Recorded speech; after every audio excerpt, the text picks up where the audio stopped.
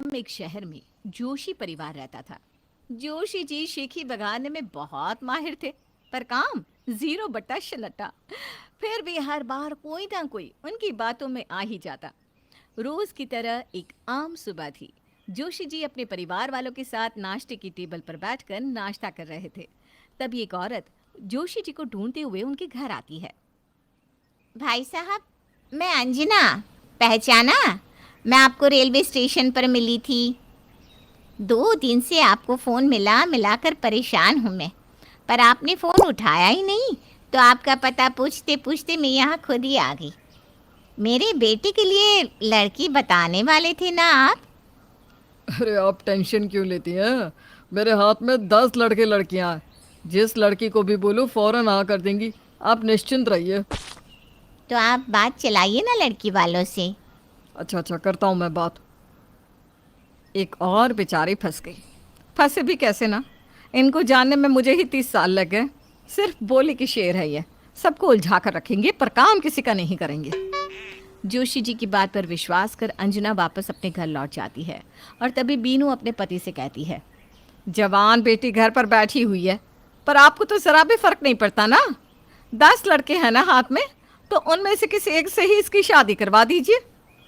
अरे अभी बहुत समय है बिनू। इतने एक से एक लड़के बैठे हैं, जिसे बोलूं फौरन हाँ कर दे, और तुम हो के बेकार में हड़बड़ाने लग जाती हो। बहुत समय है बोल बोल कर तो आज ये 30 साल की घोड़ी हो गई है। अरे कब तक इसकी उम्र छुपाती चलूं मैं? इसकी उम्र में तो मैंने 2-2 बच्चे जन्म के पाल पोस के बड़े भी कर दिए थे। और एक ये है जो घर पर बैठी है।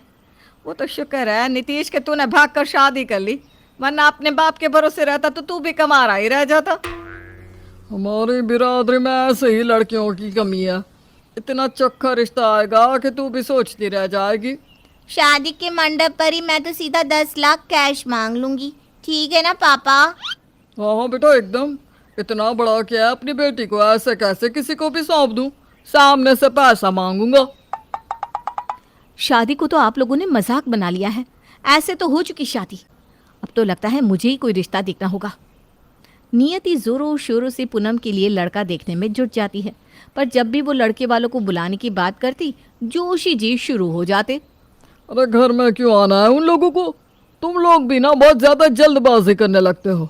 लड़के के बाप को बोलो मुझे सड़क के किनारे ही मिल ले। ऐसे लड़की देखेगा क्या कोई? बेटे की कुंडली में सांप बनकर बैठ गए हो तुम, और तुम्हारी बेटी भी तुम्हारी तरह मंद बुद्धि रहे कमारी। अब मैं नहीं बोलने वाली कुछ। जोशी जी की हरकतों से परेशान होकर अब बीनू भी हिम्मत हार जाती है, पर उसी दिन शाम को हाथ में मिठाई का डब्बा लिए पड़ोसन सीमा अपने भतीजी के साथ बीनू के घर आती है।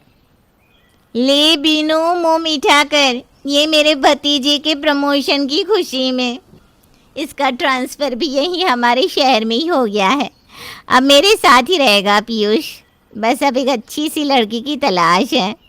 वैसे अब ना पूनम की भी उम्र हो गई है, दोनों की जोड़ी साथ में बहुत जमेगी। सोचना तू भी इस बारे में। वहीं बैठी पूनम की नज़र पीयूष से मिल जाती है और एक ही नज़र में दोनों एक दूसरे को अपना दिल दे बैठते हैं।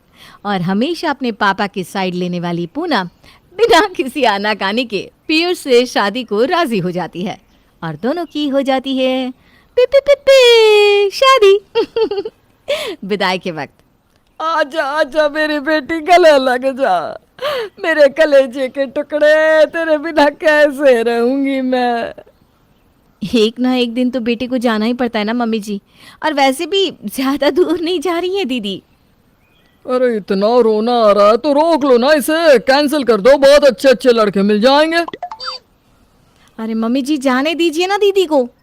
बहुत सारे ड्रामे और रोने धोने के बाद आखिरकार पूनम अपने ससुराल जाती है। कुछ घंटे